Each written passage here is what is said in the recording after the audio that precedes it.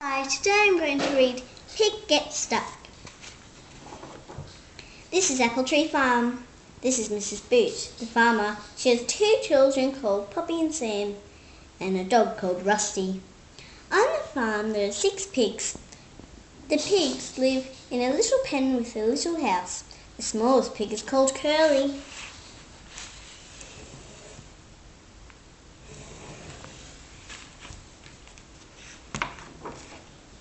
It's time for breakfast. Mrs. Boot gives the pigs their breakfast, but Curly's so small he doesn't get any.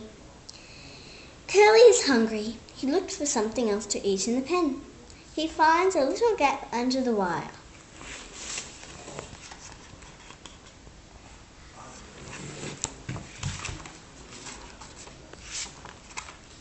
Curly's out. He squeezes through the gap under the wire.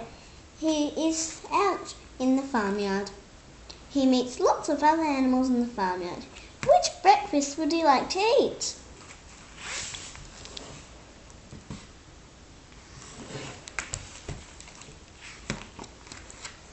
Curly wants the hen's breakfast. He thinks the hen's breakfast looks good. He squeezes through the little gap in the fence. The hen's breakfast is good.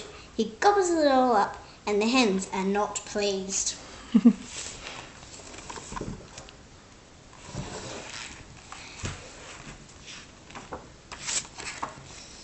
Mrs. Boot sees Curly. Curly hears Mrs. Boot shouting at him. "What are you doing?" He runs to the fence. He tries to squeeze through the gap, but he has eaten so much breakfast he's too fat. Curly is stuck. Curly pushes and pushes, but he can't move. He is stuck in the fence. They all push. Mrs. Boot, Poppy and Sam all push Curly. He squeals and squeals, his sides hurt.